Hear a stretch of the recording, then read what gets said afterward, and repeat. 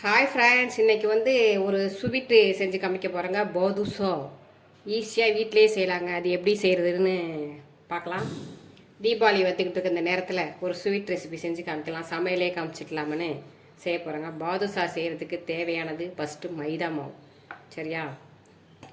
ஒரு கப் மைதா. சரியா? ஒரு கப் மைதா, கொஞ்சமாக இந்த மைதாவுக்கு கொஞ்சமாக சால்ட். சரியா? அந்த இனிப்பை எடுத்து கொடுக்கறதுக்காக சால்ட். Okay, baking soda. சரியா? அடுத்து வந்து ஆயில், நம்ம சமைக்கிறோம்ல ஆயில், அந்த ஆயில் கொஞ்சம்.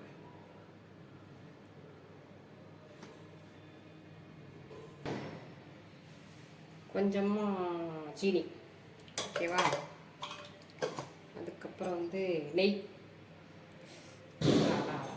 மணலாம் இங்கிற மாதிரி என்ன ஒரு வாசனை. சரியா? நெய். இப்போ இதில் வந்து நெய் ஃபுல் ஆயில் போடாமல் நெய் மட்டுமே போட்டு செய்யலாம். நெய் மட்டும் போட்டு செய்யலாம், ஆயில் மட்டுமே போட்டு செய்யலாம். நான் கொஞ்சம் சாஃப்டாக இருக்கிறதுக்காக ரெண்டுமே சேர்த்துக்கிட்டேன். ஓகேவா? இப்போ எல்லாத்தையும் ஒன்றா பிசைஞ்சிக்கலாம், கலக்கிக்கலாம். ஓகேவா? நம்ம அடுத்து வந்து பால் ஊற்றி தான் பிசையணும், பால் தண்ணி. இப்போ இதை வந்து கொஞ்சமாக கலக்கிக்கலாம், எல்லா கலவையும் ஒன்று சேர்ற மாதிரி கலக்கிக்கலாம். சரியா? இப்போ என்ன செய்யணும், காய்ச்சி ஆற வச்சுனா பால், காய்ச்சி ஆற வச்ச பால்.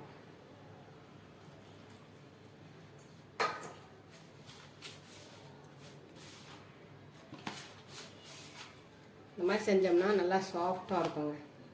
அதுக்கு தான் நல்லா சேர்த்துருக்காது.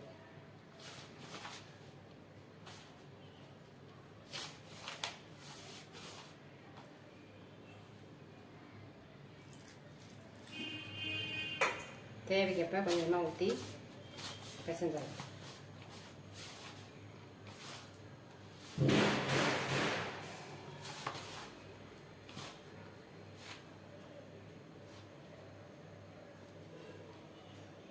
இப்போ கொஞ்சமாக தண்ணி தொளிச்சிட்டு சேர்த்துக்கலாம். ஏன்னா ஃபுல்லாக பால் சேர்த்தாலும் நல்லா இருக்காங்க. கொஞ்சமாக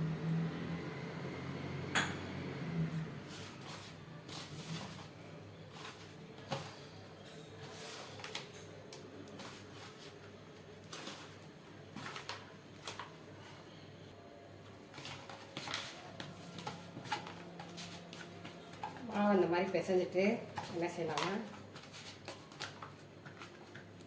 கையில் எடுத்து இந்த பாதுஷாவில் லேயர் லேயராக இருக்கும்ல, அதுக்காக நம்ம செய்கிறது. இந்த மாதிரி இப்படி திருப்பி திருப்பி திருப்பி திருப்பி கொடுத்து பிசையணும். அப்போ தான் அந்த லேயருக்காக இதாகும். மாற்றி மாற்றி வச்சு பிசைஞ்சு இப்போ அன்னைக்கு வச்சு ஒரு 15 நிமிஷம் அப்படியே வச்சிடலாம். சரியா? வச்சுட்டு நம்ம இப்போ போய் ஜீரா காய்ச்சிக்கலாம். பாதுஷாவை எண்ணெயில் பொரித்து ஜீராவில் தானே போடணும். அதுக்கு ரெடி பண்ணிக்கலாம். இப்போ ஒரு 15 நிமிஷம் அப்படியே இருக்கட்டும். ஒரு மூடி போட்டு மூடிடணும். ஓகேவா? மூடியை போட்டு மூடிட்டு ஒரு 15 நிமிஷம் அப்படியே இருக்கட்டும். ஜீரா 15 நிமிஷம் மாவு விட்டு இப்போ நம்ம வந்து ஜீரா காய்ச்சிக்க கரெக்டாக அந்த டயர் செட் ஆகிடும். சரியா? இப்போ ஒரு பாத்திரத்தை, அகலமான பாத்திரத்தை வச்சு ஒரு கப்புக்கு 1 கப் மைதா மாவுக்கு 1 கப்பு ஜீனி. சரியா? அந்த ஜீனி மூழ்கிற அளவுக்கு தண்ணி கொஞ்சம், அந்த ஜீனி மூழ்கிட்டு இந்த மேலே இருந்தால் போதும். அவ்வளோதாங்க. சரியா? இப்போ நல்லா கரைச்சிக்கலாம். இது வந்து நம்ம வந்து இப்போ பாவு காய்ச்ச போல். சரியா? ஒரே ஒரு கம்பி பதத்துக்கும் 3/4 கம்பி பதம்னு வச்சுக்கலாம். ஒரு கம்பி பதத்தில் 3/4 கம்பி பதம், இந்த பிசு பிசுப்பு வரும்ல, அது வரைக்கும் இருந்தால் போதும். நல்லா கரைச்சிக்கலாம். ஒரு திக்னஸ் தெரியுதா? அப்படியே கலர் மாறிடுச்சு பாருங்க. இந்த அளவுக்கு வந்தால் போதுங்க. ஓகேவா? அந்த ஊற்றும் போது எண்ணெய் மாதிரி ஊற்றுது பாருங்க. அவ்வளோதான், சூப்பராக ரெடி ஆயிடுச்சு. இப்போ என்ன செய்யணும்னா அடுப்பு ஆஃப் பண்ணிடலாம். அடுப்பு ஆஃப் பண்ணிவிட்டு இது சூடு ஆறுனுச்சுன்னா அந்த ஜீனியெல்லாம் வெளியாகி அப்படியே வெள்ளை லேயராக படிச்சிடும். அதனால் ஜீனியை வெளியாக விடாமல் என்ன செய்யலாம் அப்படின்னா, அடுப்பு ஆஃப் பண்ணிவிட்டு இது திக்காகாமல் இருக்கிறதுக்கு இதே மாதிரி இருக்கிறதுக்கு சிறப்பு வந்து லெமன் ஜூஸ். சரியா, ஒரு அரை லெமன், சின்ன லெமனில் அரை லெமன். இப்போ இந்த ஜூஸ் வந்து திக்காகாது. நம்ம பாதுஷா பொரிச்சு எடுத்து இதில் போடுற வரைக்கும் திக்காகாமல் இருக்கும். சரியா, அதை ஓரமாக வச்சுட்டு இப்போ பாதுஷா ரெடி பண்ணலாம். இப்போ மாவு ரெடியாக இருக்குது. இந்த வரும். சரியா, கரெக்டாக இருக்குது. இப்போ என்ன செய்யலாம், மாவு எடுத்துகிட்டு கரெக்டாக ஒரு 15 நிமிஷம் தாங்க வச்சுருந்தேன், போதும்.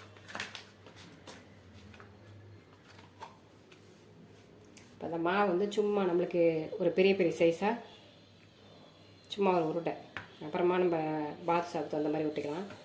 இப்போ ஒரு 5 உருண்டை வருதாலும் பார்த்துக்கலாம்.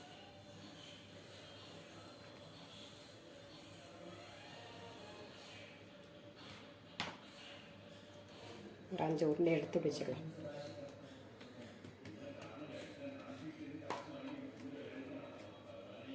அடுத்து அது மேலே இது எதுக்கு இப்படி செய்கிறோம் அப்படின்னா லேயர் லேயராக வரத்துக்காண்டி. ஓகேவா, பாதுஷாவில் லேயர் லேயராக இருக்கும் பாருங்க, அதுக்காண்டி.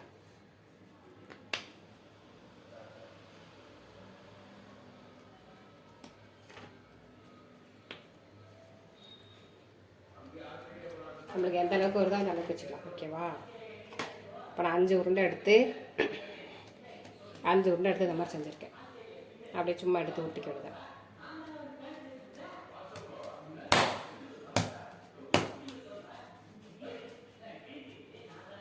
நம்மளுக்கு இந்த மாதிரி எத்தனை எப்படி செய்கிறோமோ அந்த பாருங்கள், இந்த மாதிரி லேயர் லேயராக வரணும். இப்படி செய்ய செய்ய லேயர் வரும். லேயர் தான் நம்மளுக்கு கணக்கு. இங்கே பாருங்கள் எவ்வளோ லேயர் வருது பாருங்கள். அதுக்கு தான் நம்ம செய்கிறது, எத்தனை லேயர் வரதுக்காக.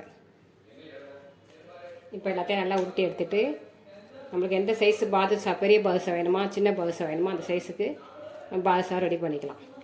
ஓகேவா, இப்போ மாவை ரெடி பண்ணி வச்சாச்சு.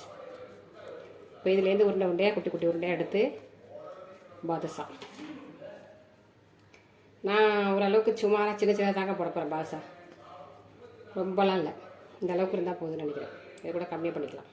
இந்த அளவுக்கு இருந்தால் போதும். சரியா, இந்த இதெல்லாம் வந்து இப்படி லேயர் லேயராக இருந்தால் தாங்க நல்லாயிருக்கும்.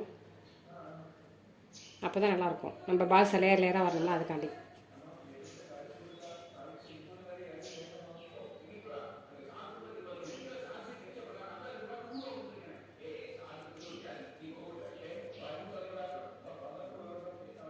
இந்த அளவுக்கு வச்சுட்டு மாவு நல்லா சாஃப்டாக இருக்குது. நான் அந்த அளவுக்கு போட்டு அதை பிசைஞ்சு எடுத்துட்டேன். இப்போ வந்து நம்ம அந்த விரல் இருக்குது பாருங்கள், விரலை வச்சு ஓட்டப்படாமல் அந்த அளவுக்கு அழுத்தணும். சரியா, அவ்வளோதான். இந்த லேயர்லாம் இருக்கணும், அப்போ இருந்தால் தான் அது அழகாக இருக்கும். ஓகே, விரலை வச்சு இப்படி அழுத்திட்டு நம்ம இப்போ எத்தனை பாதுஷா வருதோ அத்தனை பாதுஷா செஞ்சு வச்சுக்கணும். ஓகேவா, அப்புறம் எண்ணெயில் போடுறதுல கொஞ்சம் மூடிட்டு வந்துடும். அப்போ தான் எண்ணெயில் போடும்போது ஒரு வாட்டி இப்படி பண்ணிக்கலாம். ஓகேவா, இப்போ எல்லாத்தையும் இந்த மாதிரி செஞ்சு எடுத்துக்கலாம். எல்லாம் ஒரே அளவாக இருந்தால் நல்லாயிருக்கும், ஈவனாக.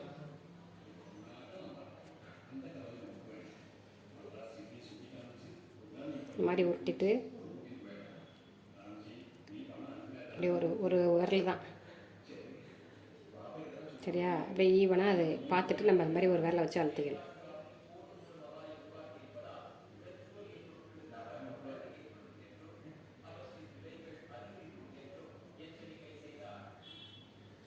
இந்த மாதிரி எல்லாத்தையும் செஞ்சு வச்சுக்கலாம். எல்லாமே செஞ்சாச்சு பாருங்கள். இப்போ நம்ம எண்ணெயில் பொரித்து எடுத்துக்கலாம். எண்ணெய் வானலி வச்சு ஆயில் ஊற்றியாச்சு. எண்ணெய் வந்து ரொம்ப ஹீட்டாக இருக்கக்கூடாது, நார்மல் ஹீட்டில் தான் இருக்கணும். கொஞ்சம் ஓரளவுக்கு காமிச்சோன்னே சிம் பண்ணிடணும். சரியா, சிம் பண்ணிவிட்டு ஒவ்வொரு பாதுஷாவை சேர்த்துக்கலாம். லைட்டாக இருக்கு பாருங்கள் சூடு, இந்த சூடு தான் இருக்கணும். இல்லாட்டி உள்ளே வந்து வேகாமல் மாவு மாவாக இருக்கும். ஓகேவா, இந்த சூடு இருந்தால் போதும். லேசாக போல் சொல்லுது பாருங்கள், அந்த சூடு இருந்தால் போதும்.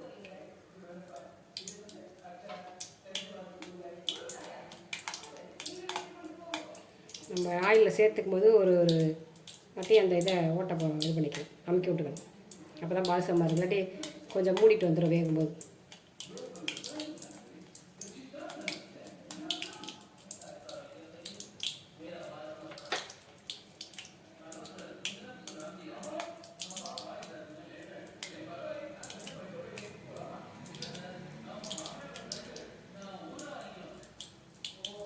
நான் செஞ்ச பாதுஷா ஆளுக்கு 2 எங்கள் வீட்டில் 4 பேர்த்துக்கும் 4 பேர்த்துக்கும் ஆளுக்கு 2 வருது. சரியா? அவ்வளோதாங்க.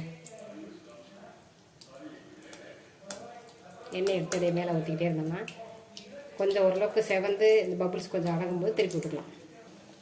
இப்போ நம்ம ஒவ்வொன்றா திருப்பி விட்டுக்கலாம் மெதுவாக. சரியா? அதை திருப்பிட்டேன். இதை திருப்பிக்கலாம்.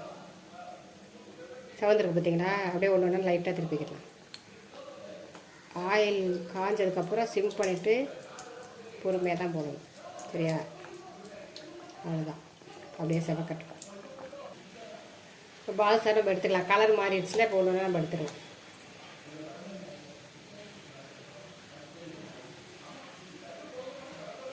சூப்பரில். இப்போ எல்லாத்தையும் இது மாதிரி பொரிச்சு எடுத்துக்கலாம். இது மாதிரி எடுத்துருங்க. எல்லாத்தையும் பொரிச்சு எடுத்தாச்சு பாதுஷாவை. இப்போ ஜீரா வந்து ஹீட் பண்ணிடணும். சரியா? ஹீட் பண்ணிவிட்டு அமர்த்திட்டு ஒரு பாதுஷாவை எடுத்து உள்ள விட்டுலாம். ஓகேவா? எல்லா பாதுஷாவையும் பாதுஷா ரெடி ஆயிடுச்சு. சூப்பராக பாருங்க. எடுத்து வச்சாச்சு. ஜீராவிலேருந்து வெளியில் எடுத்து வச்சாச்சு. இந்த மேலே வந்து பிஸ்தா பருப்பு இருக்குல்ல, பிஸ்தா பருப்பு அதை சும்மா டெக்கரேஷனுக்காக மேலால் போட்டுக்கலாம். ஓகேவா? நல்லா ஜூஸியான பாதுஷா வீட்லேயே செஞ்சு காமிச்சாச்சு. இதே மாதிரி நீங்களும் உங்கள் வீட்டுக்கு தேவையான அளவில் செஞ்சு சாப்பிடுங்க. சரியா? நாங்கள் இப்போ ஒரு வாட்டி செஞ்சுட்டு தீபாவளிக்காக ஒரு வாட்டி செய்யணும். செய்முறை மட்டும் காமிச்சிருக்கேன். அளவுகள் வந்து நீங்கள் பார்த்து போட்டு சேர்த்து செஞ்சுக்கங்க. ஓகேவா? சூப்பரான பாதுஷா வீட்டிலேயே செஞ்சு காமிச்சிட்டேன். இதே மாதிரி நீங்களும் செஞ்சு வீட்டில் சாப்பிடுங்க. ஓகே, பாய்.